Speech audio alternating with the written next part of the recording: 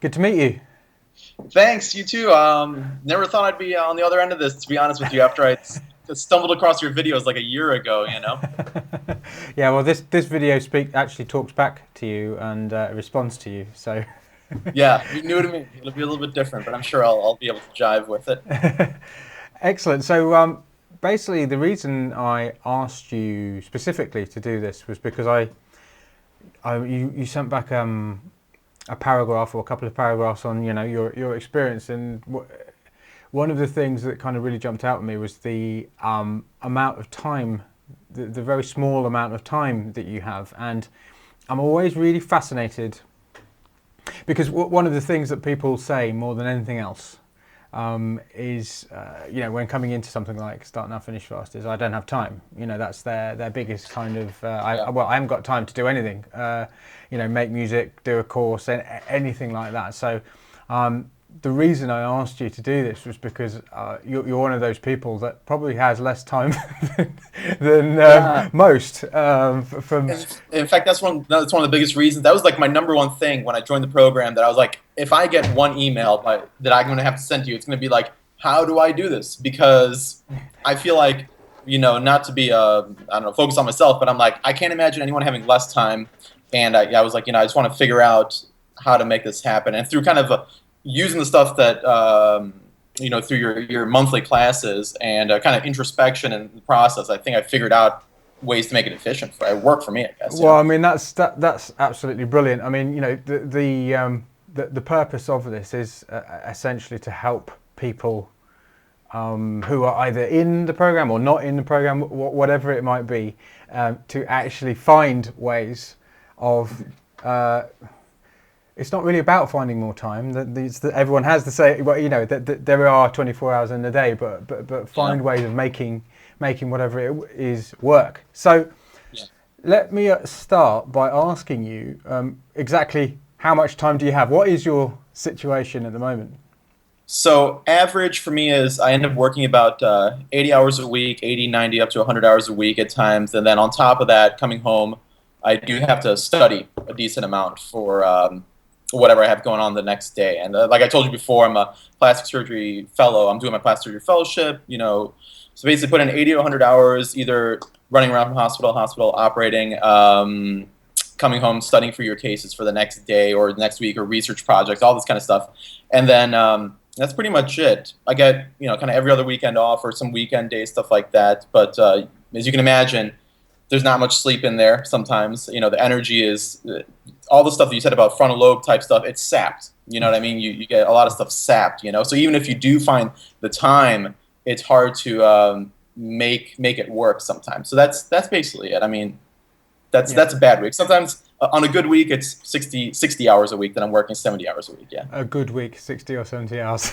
No, Yeah. and you must absolutely love what you do in Yeah. order to be able to do that. I know. Yeah. You talking about the plastics thing or Yeah, the yeah, music? yeah. The Plastic thing, plastics. yeah. Yeah, yeah, It's yeah. funny.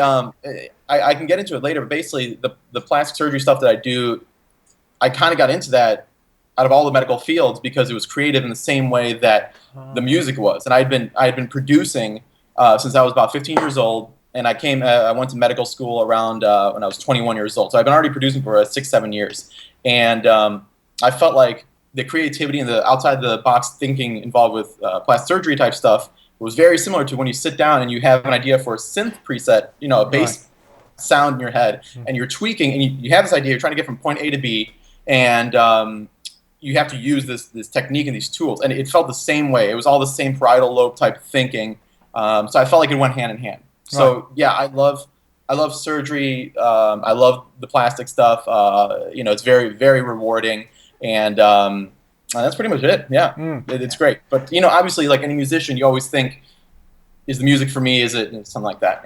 Of course. Yeah, yeah. I mean, I think Yeah. that comes from. I mean, in anything that you do, you always kind of question yourself, and that's probably a good thing. Any kind of dissatisfaction is a good thing in many ways because it kind of creates momentum and movement in some way. But so, I mean, how much time, it's 80, 90, 100-hour weeks. Some people probably won't be able to process what that exactly means in terms of the amount of time you have to do music. So how much time do you actually have to spend on your music?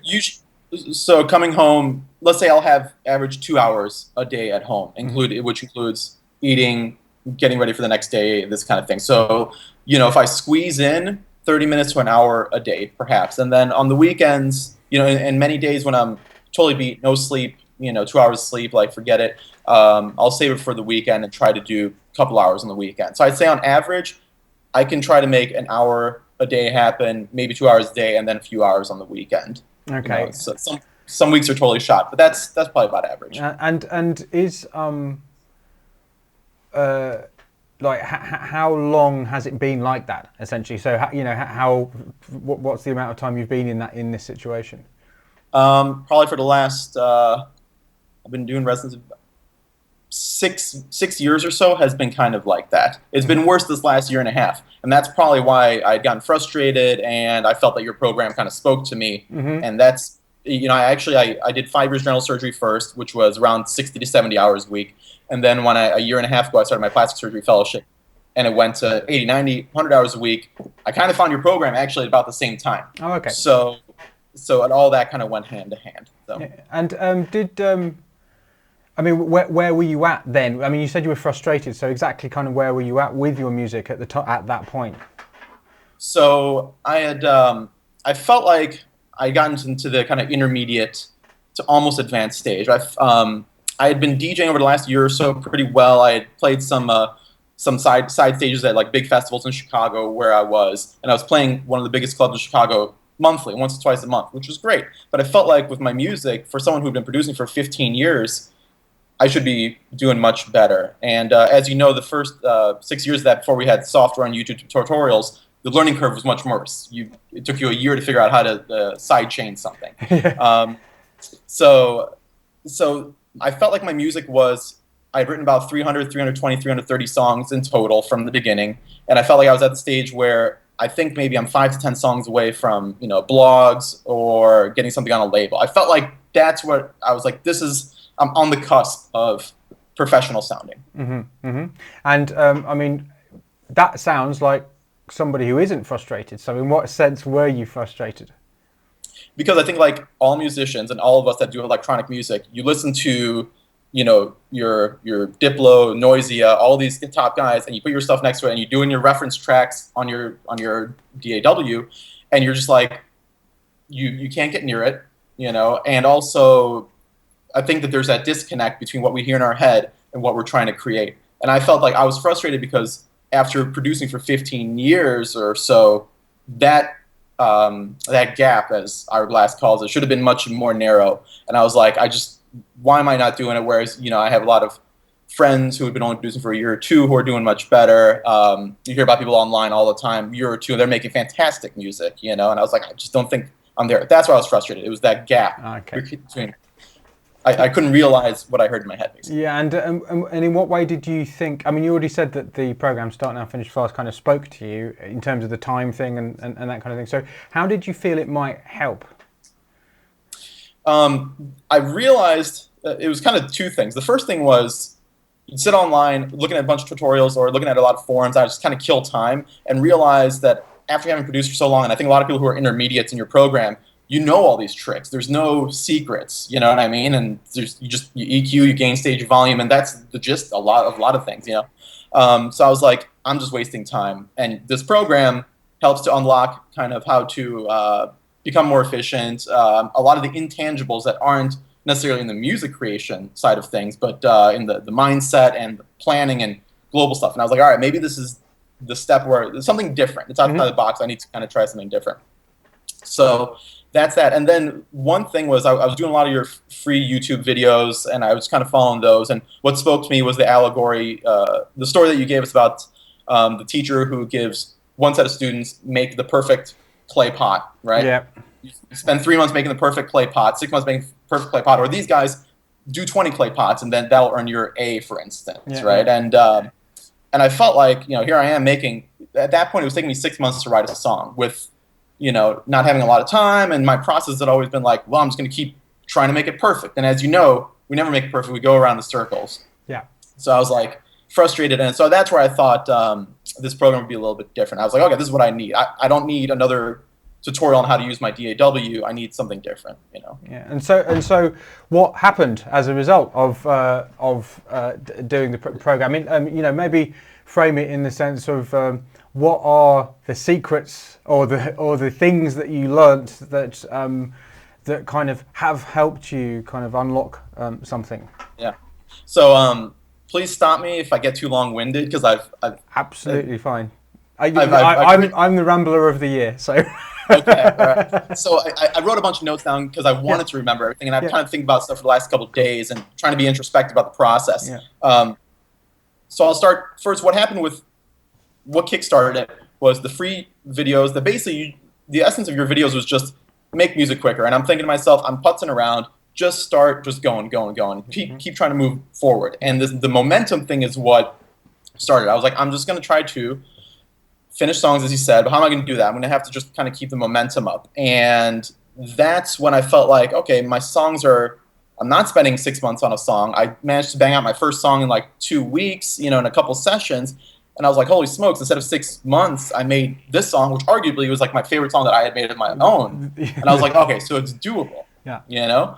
So it's doable. So then I thought about, you know, Laid Back Luke had said once that he can write a song in 4 hours. He's like, yeah, I do a lot of my songs in 4 hours. And I was like, you know, these guys, and if you listen to any interviews with high-end producers, Morgan Page, these guys, you know, you'll find that they move very quickly. Mm-hmm. And I thought that a lot of what you hear about beginners, intermediates complain about, they're like, I get tired of my songs. I play them in loops over and over and over again. That's what I was doing. You'd make you spend 4 hours making an 8-bar loop. You play it in your MP3. You play it in your car, and you play it yourself a million times until you're tired of it. And I was like, I'm not going anywhere with this. So I was like, all right, let's start moving forward. I realized that I can't really increase the amount of time that I have. You know, multitasking is tough. You know, everyone knows, you know, I'd listen to your MP3s in the car ride on the way back and forth from work. There's no secrets there. You know, downtime at work, I would try to, you know, maybe think of some song stuff. And I tried to kind of figure out what can I do in these 2-3 hours that I have to kind of make things quicker. And that happened around the same time that I listened to your case study with Cassandra, who said that she's like, yeah, I'm doing like 2 songs a day now. And I'm like, holy smokes, man, 2 songs a day. There must be a secret here. Layback Luke's doing a song in 4 hours, and she's doing 2 songs a day. There's a secret here of, you know, how to do this. So I started looking for ways on how to basically stuff 8 hours of work, 4 hours of work into these, you know, 2 hours that I had. And that was in many ways. Like, I wrote it down here, so I'm kind of going to go through the stuff, if that's okay. That sounds great. Yeah. That sounds perfect. All right. So the idea for me was, first of all, make things simpler. I realized, figure out what genre you're trying to make. All right. And I realized I've been making producer porn, as I called it, for the longest time. You know what I mean? One of my biggest idols was BT, who, as you know, he does tons of stutter edits, and I love doing stutter edits. He had the Somnambulist song with world record for 1,000 stutter edits in one song, for instance. And I'm like, I realized, I was like, you know, my kind of music to make was electro house, trap, progressive house music, and a lot of these other, and a lot of my idols had simpler songs. And I realized I don't need to make producer porn. I don't need to sit around and fiddle for hours on end, because my genre does not necessarily call for that, you know? So then I was like, okay, so try to simplify the process. And so I basically went from, and so what I would do is I would sit down, and the first thing I did was try to make templates. And I felt like this was the biggest thing, all right? I made templates for my songs. I was like, you know, if people like Cassandra are sitting down and doing a song in a few hours, they're probably starting off the song. In some ways, you got to think, how can I have the song already written by the time that it's sitting down? And not just in my head, but like more concretely. So I realized, you know, with a lot of the genres that we make, your drums, your sub bass track, a lot of your delay, your reverb effects, and the EQs on all these things are super similar from song to song. So I was like, I made a template with 4 soft synths, and I'm going to be kind of specific about this, because I know when I was watching these videos, I don't like people talking about theory sometimes. I'm like, just what did you do? You know. Okay. So for me, I made a big template with 4 software synths, a bunch of 10 different drum tracks in it, my delay, my reverb tracks, all kind of EQ'd and ready to go, so that when I sat down, I wouldn't spend 30 minutes creating the frame of the song again. Right. Yeah. I could just start dropping it in, and I thought, okay, I need to get to the exciting part of the song, which is kind of when you finish the hook, the first 8 bars or so, that exciting part that we want to. And I feel like there's a tipping point where you get from you're beginning a song and creating it to you're finishing a song. And for me, that was when I finished that kind of the skeleton arrangement of the song. You give out that trick about look at your favorite song, put the arrangement out there, and work backwards from there. Yeah. And that's what I felt like if I worked on doing that, I would then be excited about the song and I'd be moving forward. So my idea was stop fiddling around, layer out the song pretty simply. I would make my drums, and then I would make the 8 bars or so that were important to the hook. And at that point, I'd be already ahead of the curve because using the templates, I had stopped fiddling around for 30, 45 minutes. I would not fiddle around with tweaking a preset until it was perfect. I would just try to keep moving forward, using your method of saying, think of everything as a draft. Yeah. When I felt like I was stuck, when I was stuck and I don't want to, I was like, does this preset sound crappy, or does the sound crappy? Should I spend more time on it? And I'm like, no, the trap is, I'm spending more time on it, and 2 months goes by. But I was like, just do something close enough. Once the song is kind of bare bones and it's put down, you can go back and try to tweak these things. And I started to think of it as like the analogy that I kind of used for myself was for keeping things simple. Like I would try to make a perfectly grilled steak with salt and pepper instead of a pasta with an Alfredo sauce that's got 10 ingredients in it that are totally mediocre and wash the whole thing away. And I would try to commit to 3 or so, kind of things: a melody, a main melody, kind of a bass line. And even if you look at, I would look at my heroes, Daft Punk. One of your master classes, you talk about Daft Punk. And you're like, at any given time, there's only one or two things going on. All right. So not only does that make your mix down better later, so you're better at your mix down, it makes it quicker. Easier, the mix down kind of happens. Exactly. So that was one of my biggest issues was my songs weren't sound professional. As I made songs more simple, as I stopped layering 4 different synthesizers on top of each other for no reason, just other than, hey, let's layer for the sake of layering because a forum told me to. Yeah. It's like all of a sudden you have one bass sound, one synth sound. Those have more time, they have more space in the frequency spectrum, and they're more robust. They sound better. So now you become quicker at writing because instead of doing 6 tracks that are layered, you're doing 2 tracks, a bass and a synth, and they sound more robust. And you're like, holy smokes, there's all this space carved out for them. The song sounds better. It took me much less time to write it. So I'm like, all right, commit to a melody. And the melody, for me, I told you before that the master classes were really important for me because I felt like I think everyone that does your program has different challenges. Yeah. Some people need reframing to get through bad days. Some people need to keep it simple because they're making things too complex. Some people need the promo stuff that you talk about getting your music out the door and all that. And for me, I felt like I had the momentum, I had the drive, and I knew how to sit down and start writing. But I needed that concrete thing, which I learned in your master classes. So I was like, all right, I'm going to use the harmonic series that you talk so much about. Yeah. And you realize that a lot of these awesome songs are really just 2 or 3 songs, 2 or 3 notes, kind of. And I was like, I'm going to use this harmonic series of going up by a 7th, down by a 7th. Yeah. And I was like, I'm going to use that to create my melody for me rather than fiddling around with a bunch of melodies. I'm going to use 2 or 3 notes and challenge myself to create something compelling with just a few notes. And like the Basement Jack song that you played, a lot of the Daft Punk stuff, all these songs that I was like, these are awesome songs that are, no one would ever, some of them are super classic songs.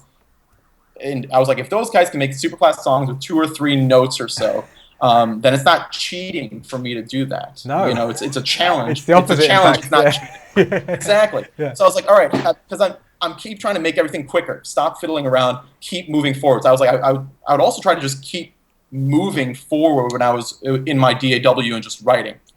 Stop getting hung up. So for the melody, I would use the harmonic series. While I was out and about and I'd have an idea, sometimes I'd be between surgeries and an idea would pop into my head, or I'd be at the end of a surgery and a melody would pop into my head, or you're walking around. I would use a program by Propellerhead called Take. I don't know if you've seen it. It's an app. And what it is basically, it's like a multi-track recorder for getting ideas down. And I think it's only a couple bucks. It's not expensive. If it's not free, it's a couple bucks. And I would basically you've heard this a million times, that I would sing the song or sing the melody into that thing.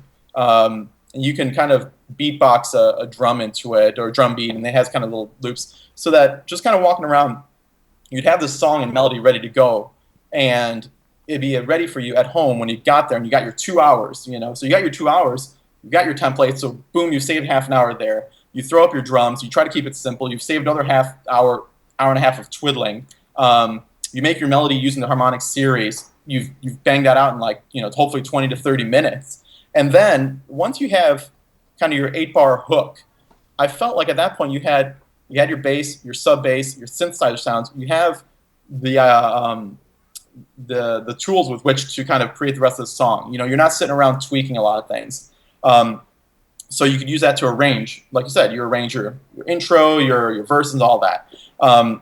And even more so, I even tried to get more efficient. And then what I started to do was, when I would finish a song, I would, delete all the stuff that's not necessary in that. And I'd realize, you're remaking the same drums, sub bass, bass sounds, and everything almost from the previous song. Your reverb, your delay, your white noise swoops, and all that.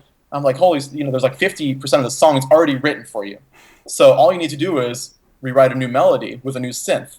So that helped me to cut things down even more so. And to not cheat then, when I figured out that scale, the skeleton was already sitting there. When I changed a couple things, I would then go back. I would get to that point where I told you, I was like, it's exciting when you can say that I'm now finishing a song. I'm not beginning a song. Because you're kind of doing this uphill battle when you're writing a song. You're like, I got to commit to a melody. And here I got to be creative and make the next big song that's going to take me there. To when the song's already written for you, I'm like, this. I was trying to get to a point where before I even sat down, the song was already written for me, either by the melodies I had, kind of done in my Propellerhead take software, or the song and the tracks had been written by using a skeleton of a previous song, and kind of all these things. So that basically the song is written for me, and you just kind of remix. Either you can think of it as you're remixing a song of your own that you've already done, so it's a lot of it's laid out for you, or you have a ghost producer that basically just wrote a song for you. But it's not cheating because it's yourself, So, and they've given you basically like, hey, here's 50% of a song. Can you finish up the rest of it? And then you spend those. Let's say you only got an hour or two, a couple hours, or a couple hours on a weekend. You find the time. You just do the gist of that song. You create the new melody for the next song, or you drop in the vocals and you kind of arrange the vocals around, and And I really felt like, okay, you got your skeleton, now you're excited because you got your new song, and it's only been 2 days of you working on this. You've only done it in 2 days. You're already on the next song, whereas your previous song took 4 months to twiddle with, And at this point then, once you've done that and you use the 80-20 rule to kind of figure out that, all this twiddling is not going to get you anywhere. You're only making lateral moves. Get the gist of the song out. You're already excited. You're moving forward. You're not listening to the same 8-bar loop a million times and having the song get stale. Because I felt like you get that song gets stale after listening to it a bunch of times. You lose all bias. You don't know where you are. You're swimming in circles. And that's what you get on all these forums. And I think everyone deals with it. People complain about, I don't know what to do. I get tired of listening to my song. I'm not excited with it anymore. I felt like, I'm sorry, I'm totally rambling here, but it's great. Yeah. But once you move forward, you get to kind of the end of this, you've spent a few hours, and now you got a song that's it's almost there to where you're at, and you can put it away, and then the next day you come back to it, and you got almost a full song, which now you can tweak, and you can add the seasoning to your steak track, for instance. You know what I mean? You got your steak, salt, pepper. You can start seasoning it. You're not building something new every time. And you got to realize that, a 10-ingredient Alfredo sauce is not going to do anything for your steak. It's only going to muddy it up. And your message is, this steak is this message. Your melody, it's got to be listenable. You got to be able to whistle it.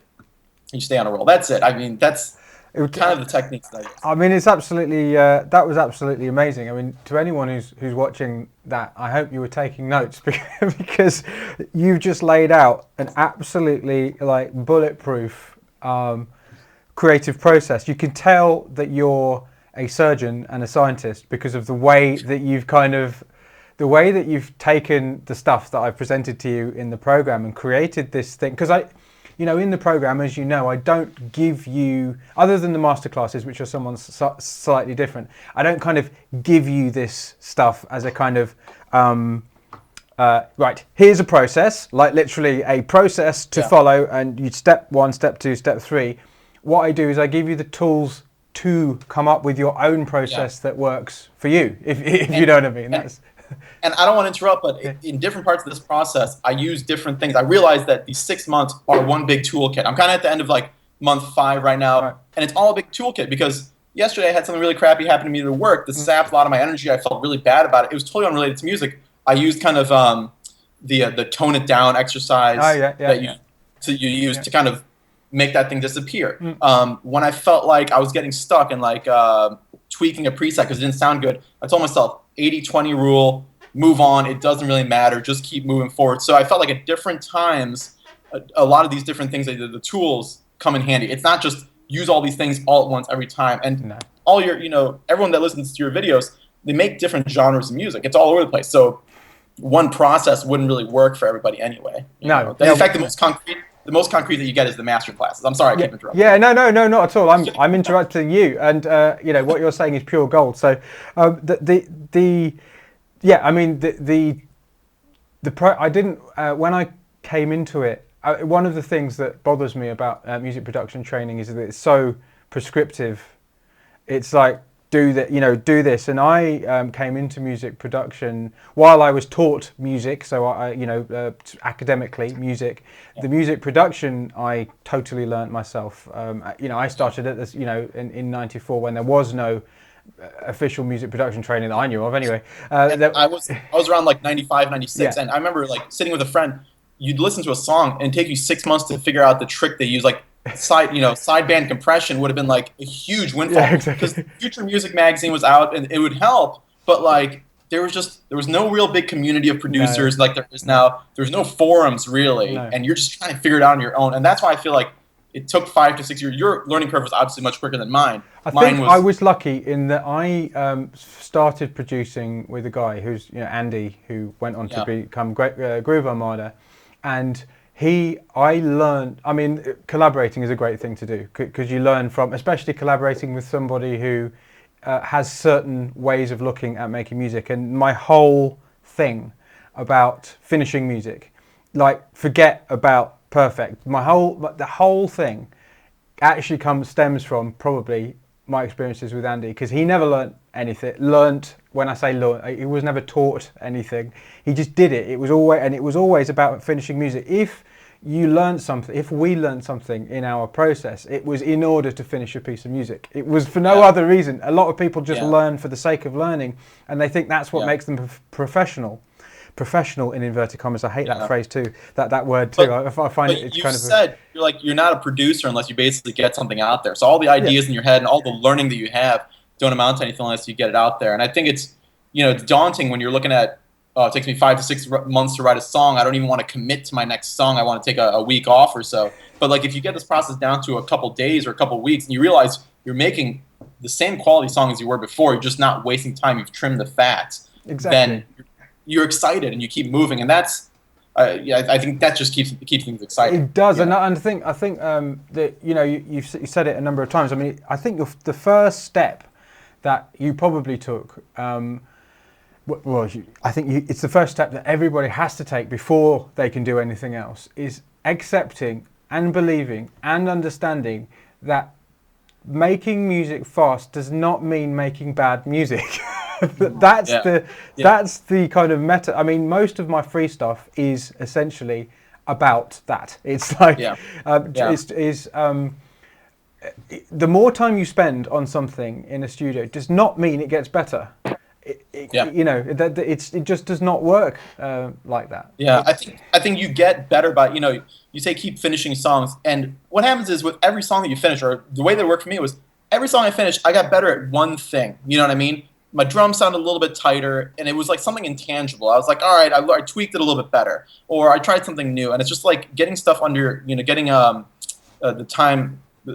Time in the car, as they say, or like getting it under your belt, basically all those things. Like with every song, you get a little bit closer. I feel, you just get better at the craft, and it's not that, it's not just finishing, having 100 or 10 crappy tracks sitting around makes you better. But with every one, you're kind of taking a step forward, and it's intangible, and it's hard to say what it is. But I felt like once I started just moving through that, like the tricks I learned, or I was like, oh, this is a crappy drum beat. I made a terrible mix on the drums. The next one got a little better. The next one got better. And at some point, I was like, wow, I'm actually happy with my drums. I'm focusing on my sub bass and like all these other things, And then you're focusing on the melody, and yeah. I mean, if you'd have focused on the drums of that track, which the sort of 3 tracks back, then you would not be as good as if you the way that you've been doing it, and that is how you get good, is by finishing music. There is something magical in finishing a piece of music. It gives you a different perspective on what you're doing, and when I say finishing, I mean really finishing it. I don't mean just I mean you can exactly. So actually finishing and saying that is done. You get a different perspective on it somehow. It's something that you can't. There is no other way of doing it. Do you know what I mean? Yeah, I know. You can't pretend to finish it. The thing is, a lot of these things that we do are crutches. I took 8 years of piano. I played guitar and bass and drums when I started. But even with that, a lot of that does not translate into electronic music. Because it's like you're learning a language, you're learning this DAW language, and you're trying to become fluent in it without an accent. Mm-hmm. You know what I mean? So it's like when you first start, you have a very harsh accent. Your music has like this accent of amateurism, But at some point, you become fluent in this other language, and you can speak fluently without an accent in it. And I kind of lost my train of thought. But I think what happens, I know. I think what happens is that you just got to push through, when you're an amateur, and just keep kind of moving. And I'm definitely not there yet, but I feel like you realize that just finishing and moving on helps you with every track. Yeah, I mean, I think that progress equals happiness. Progress equals motivation. Progress equals learning. I mean, one of the things that you said that kind of came into my mind was that a lot of people, when we're talking about finished music, we define it as being something. So it will only be finished when. So if the answer to that question for you is it will only be finished when it's as good as my favorite track in the whole world, then you'll never finish anything. And in order to get to the ironic thing is, and the annoying thing and the frustrating thing is that in order to get to the point where you are making music that's as good as your favorite thing in the world, you have to let go of that definition of finished and make another definition. And you actually came up with one just in that, that you were talking before, and you said, every single time I finish a track, I learn something. And I found that was a really, really great way, that really great definition of finished for me when I was making music was, it's finished when I've learned something. Do you know what I mean? Yeah. That was basically a great way of looking at it. So, just out of interest, how long is it on average taking you to finish a piece of music now? I have 2 genres that I'm kind of working on now. The simpler of the genres, it's probably taking me about 3 days to finish a song on there, of actually kind of spending the time doing it. That's when I have the time. And then the more difficult, like when I do like my electro house stuff that I want to put a little bit more pizzazz on it, it takes me kind of like up to 2 weeks maybe. Mm-hmm. So that was, and that's just doing kind of 2-hour sessions here and there. Great. And before it, you were spending months?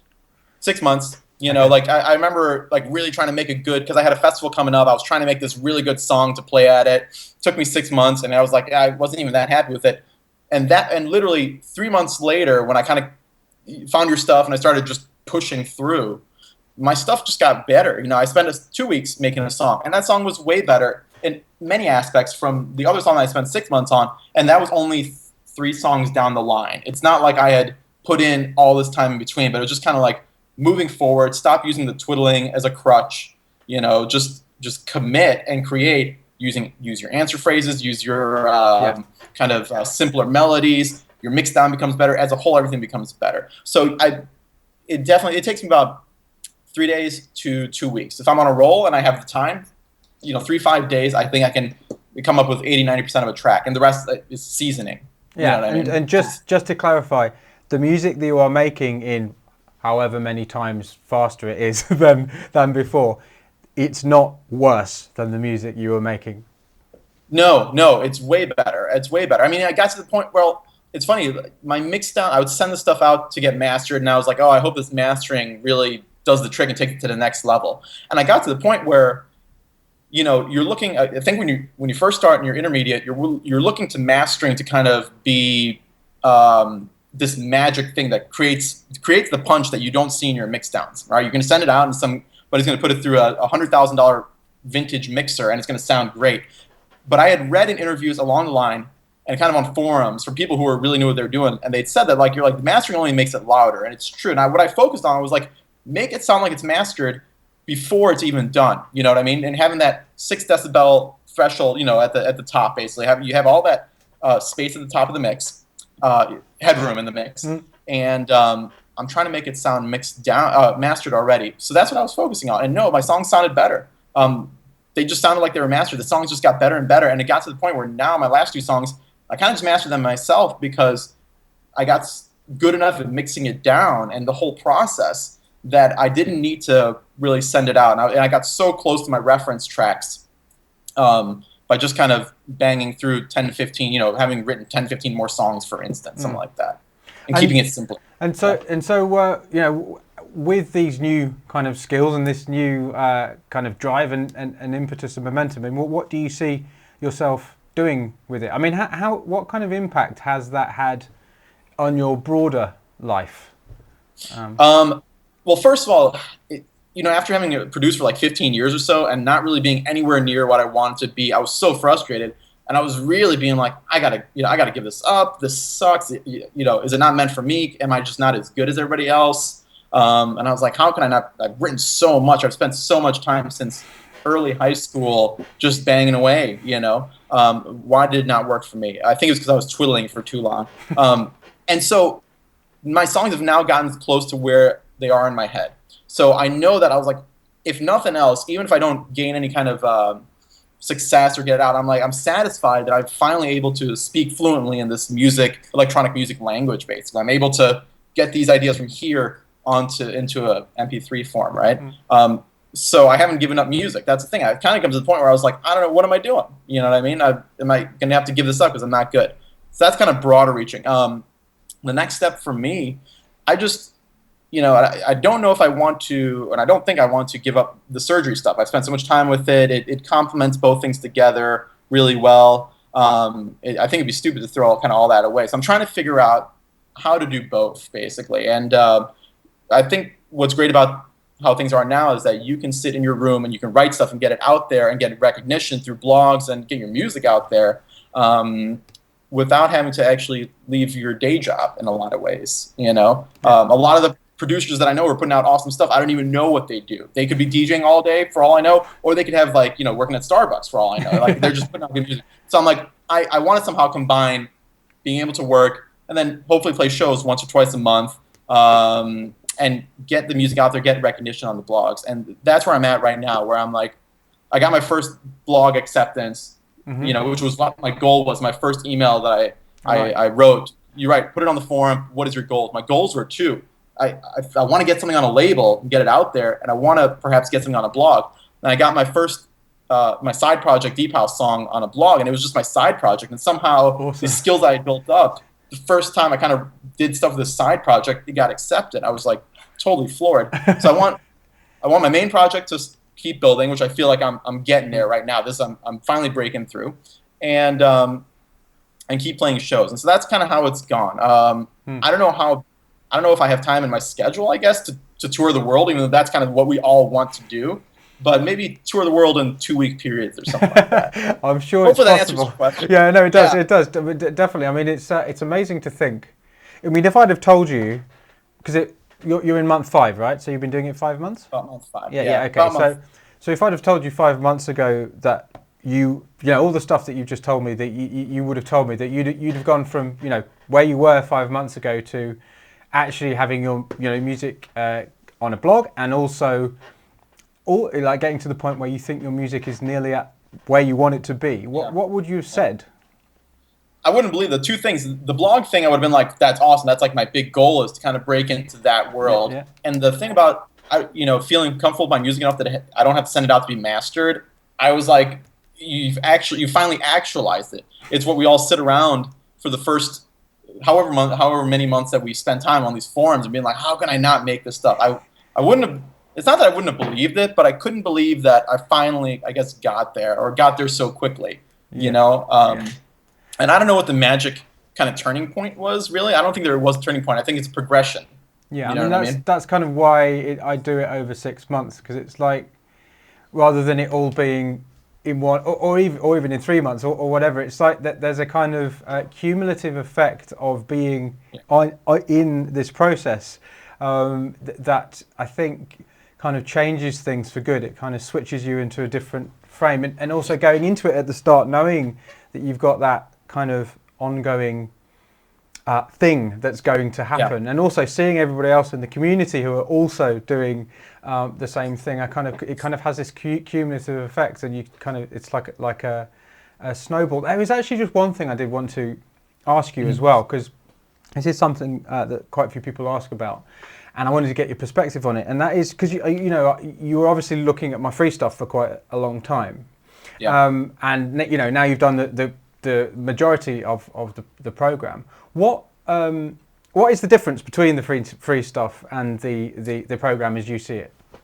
The free stuff, it's it's like I guess you could think of it as it's a trickle. It's a couple glasses of water that keep you satisfied, and the program is like a waterfall. All right, where there's so much information, you have to make it 6 months. If you gave all that information out in 1 month, there's no way you could process it. You wouldn't have even the time to do it. No. You need you give out the 6 master classes or so, and you need a month to work on kind of every technique from the master class. You need a month to do the habit forming, the meditation, the keeping it simple, like all these things. You need all that time. So it's like all of a sudden, instead of having 1 or 2 techniques that help you make little progressions, you have this windfall, this big waterfall, I guess, of techniques that you're like, that kind of over-compassing your whole music making technique. They don't help like your drums in one part, or they don't help you to kind of finish something a little quicker. They'll help if you're having a bad day, like me, had a bad day, use one of the meditation kind of techniques, get through it and be able to focus on it. The triggering that you do, the anchoring, I had read about in psychology classes a lot before, and I love that idea. And using that with the music to create this positive feeling every time you sit down helps. So what's the difference? You get the stuff from week to week, and you think, this is great, I'm getting this week to week stuff, but the other stuff is so over encompassing, and you're part of this community. It's pretty awesome. You go online, and I lurked online a lot on the forum because I didn't have time to post. I was kind of read, but it's nice to see everybody really focused and moving. I like the case study, the case seminars, and sometimes, when you sign up for a gym, and it's not sometimes a matter of having access to a gym, but it's having a coach that's going to kind of kick your ass and get you in there, and you've signed up, you have the money in it, and you're like, I got to kind of do it now. And you've kind of made a promise to yourself, basically, of 6 months that you're going to do something, you know what I mean? And you're compelled by this. So I think it's the intangibles of that you're compelled down this road by the virtue of the fact that you signed up for it. Yeah. And then the tangibles of your master classes that help a lot, like, music. I don't know.